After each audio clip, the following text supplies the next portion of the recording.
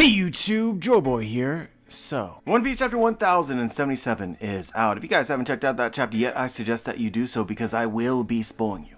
But now that you have, let's begin. Does anyone else think that the cover story might be some kind of subliminal messaging? I mean, look, it's very rare that the title of the damn chapter itself, you should have put it together sooner, and the cover story perfectly match. We see Judge and Caesar looking at each other, and they both simultaneously realize as they're thinking about Vegapunk, it's all Vegapunk's fault. Maybe they should have put it together sooner. We'll come back to this, but I do think that it's interesting that we can start to see how members of Mads might have turned against Vegapunk, and overall, I think that just reading it, like, where does the cover story go from here? Suddenly, Vegapunk is the bad guy, and I find that to be noteworthy. We begin this chapter with Sentomaru telling the residents of Egghead to leave. Basically, he's predicting that this island will soon become something akin to Ohara, which I presume is Oda pretty much telegraphing where what we should be expecting. The government arrives, they're going to erase Egghead. So that's exciting, but it's clear enough to me that Oda is preparing us for the arrival of the Marines and therefore the Gorosei. That's gotta happen very soon. But likely before then, and the subject of most of the rest of the chapter is what's going on Egghead currently. I get it, guys, I truly do. Most everybody, I presume, is tired of speculating who the traitor of Egghead is just because we've gone down all these very rabbit holes and so far it really hasn't landed anywhere. The apparent exclamation point on this is the idea of Shaka being the traitor, which is something that I speculated pretty much from day one that we knew that there was a traitor, became a pretty popular theory, literally shot in the head. You guys already know that the panel blew me away. It's brutal, I like it. I would say I'm not too invested though in Shaka, and I kind of anticipated this to some degree. Maybe not how gorgeous the panel was itself, but I think only one Vegapunk survives, and I've said that from the beginning. We're inching our way closer. As it stands, Shaka may not be the only Vegapunk that is already dead. Side note, I kind of actually appreciated that Oda took the time to, I guess, POV Shaka, because it almost like when it began and we followed Shaka down the stairs to whatever he was doing, it was kind of like, oh, should we be suspecting Shaka? Is this about to be a reveal, right? Just before he got shot in the head, which to me is vindication of some level, right? Validation to some degree that Oda decided to highlight Shaka, being like, hey, look, I recognize you guys thought it was Shaka, but sorry. So the question is do we want to continue speculating? And the answer is, it doesn't matter what I want, it's Joeboy theories, okay? We need theories. But I want to preemptively apologize because the level of tinfoil is going to be very high. Prepare yourselves. Let's begin with something that we mentioned in the last chapter reaction about Punk Records essentially becoming a 7th Vegapunk. Honestly, nothing about this chapter makes me want to dismiss this idea. It hasn't really changed from before. I know that we see someone physically shoot a gun that kills Shaka, so maybe that changes perceptions a little bit, but I kind of see the Punk Records Vegapunk being able to control things. Like, we don't know who's holding that gun. For all we know, it's a pacifista. He's a Vegapunk, communicate with the pacifista, deliver orders just the same. It could be. Nothing has changed. I still think that this theory is awesome. Just so that you guys recall, from the last chapter, we, I guess, roundabout logicked it out that it pretty much has to be a Vegapunk. Some people threw out the idea that a Gorosei member was already here. I really don't buy that after this chapter. I didn't buy it from before. So who's controlling the Seraphim? There's a limited number of people whose level would exceed the Vegapunk altars. And quite honestly, process of elimination has totally failed us. There are legitimate arguments against everybody we could possibly suspect. But maybe it's valuable to remind you guys that there are some things that we do know, and controlling the Seraphim is one of them. It's just something to keep in mind.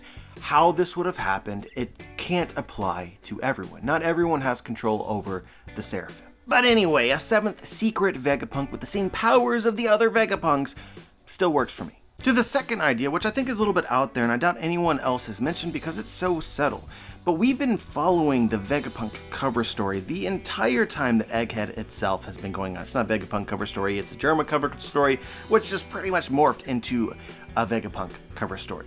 And so from this, I think it highlights how Vegapunk entered the government. And coincidence or not, in the chapter itself, we had a little bit of discussion about the things that Vegapunk likely did to King. Because all the Seraphim, their DNA is based on King. They named King Lunarian DNA. It is, I guess, a subtle reminder of the things that Vegapunk has been doing. Most of it has not been very good. I think that you can reason out pretty justifiably that Vegapunk likely has a lot of enemies. This is another thing that's been scattered out through the Egghead arc itself, but with like Jewelry Bonnie, for instance. Vegapunk did things to Kuma, but from an outsider's perspective, Bonnie's perspective, Vegapunk was evil. His secret motivations for the greater good or anything like that really doesn't matter to most people because they wouldn't know. And it's not entirely clear as to if it even matters, right? Is the way that Vegapunk is going about his scheming, is this okay?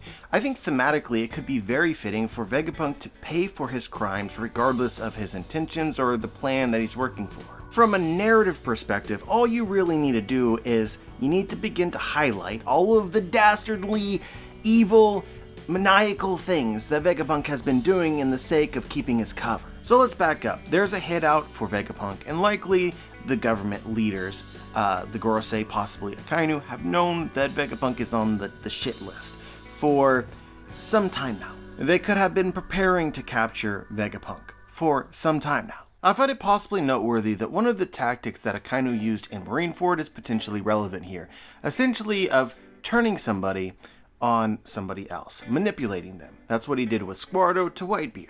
So essentially what I'm speculating here is that the world government has manipulated somebody with past history with Vegapunk against him, such that even if this is a new character, I'm not saying that it is a new character, but if it were to be a new character, you could justify it. Because to be emotionally invested in this character or to be surprised, like who is it, play the game, it's not as important if it delves into who Vegapunk is as a person.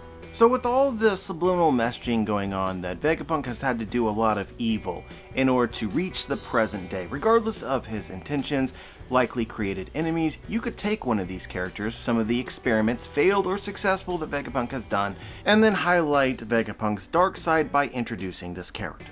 And if the government has been preparing for Vegapunk's assassination for some time, they could give them, for instance, clearance on the Seraphim to the same level as Vegapunk. At least I don't see why not. Now I've kind of implied that this is a new character. It's basically me saying that I don't know exactly who it is, but it could literally be anyone. It could be.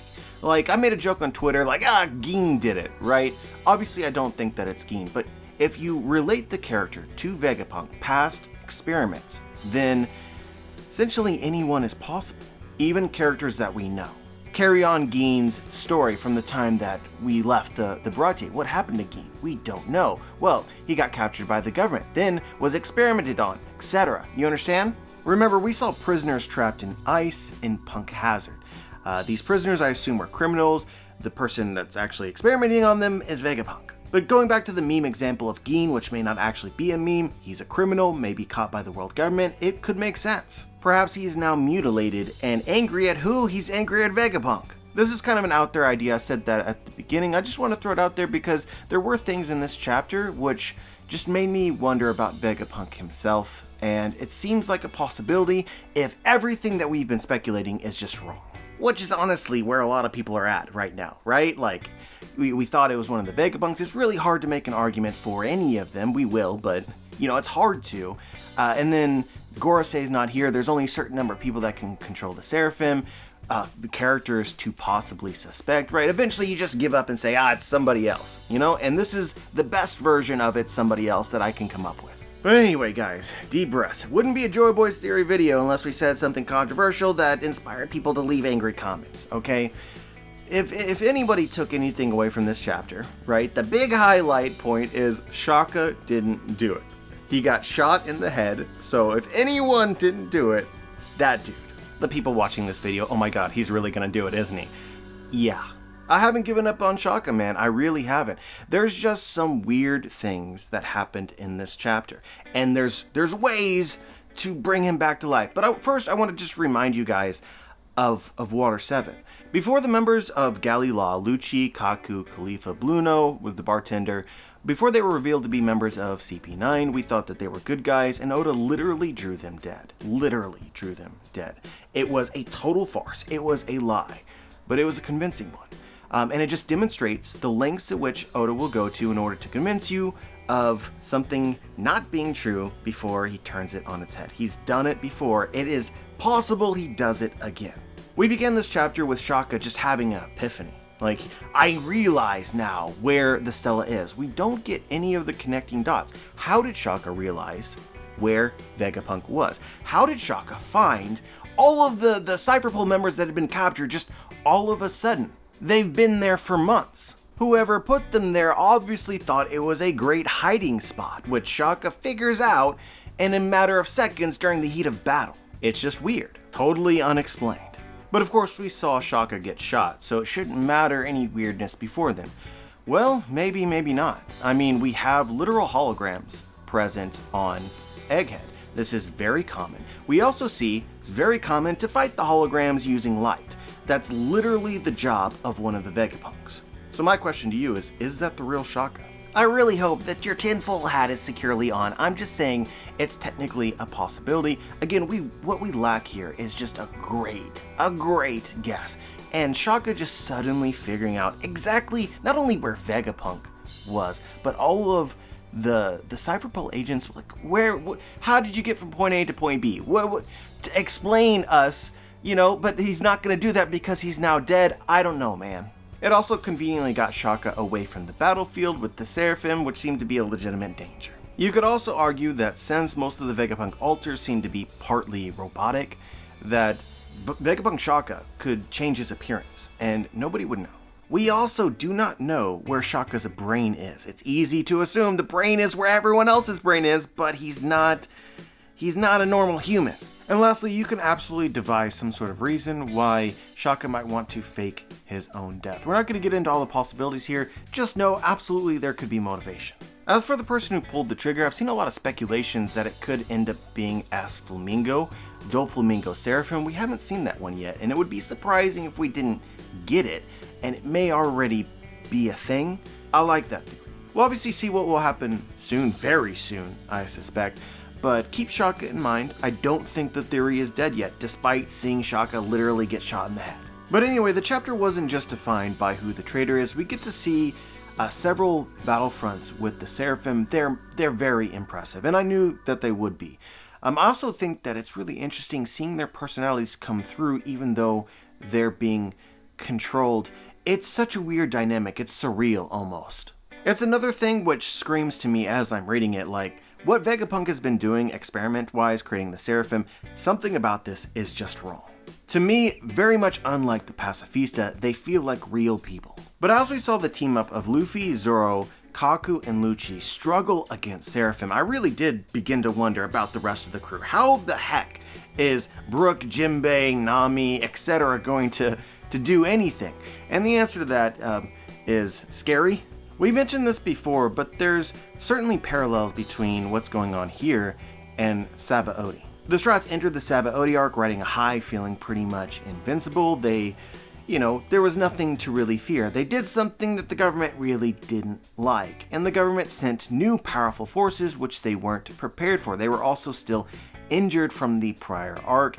Marines, admirals started to arrive, and then suddenly it got brutal. I don't think that you guys need me to sort of one for one here about the similarities. And this was the first chapter which really started to feel like Sabaody. We know two things, okay? We know that none of the Strats are going to die, especially not here. Second thing that we know is we know that Oda loves to play with our hearts. Boa Hancock's ability is just perfect for this, in the same way that Kuma's ability was perfect during Sabaody. Kuma isn't killing anyone, but it can look that way. Same thing with Boa Hancock or Seraphim Boa Hancock's ability here. She's not actually killing anyone, but it can look that way. But despite the similarity, and it seems very dire, overall the tension and the impact is not the same.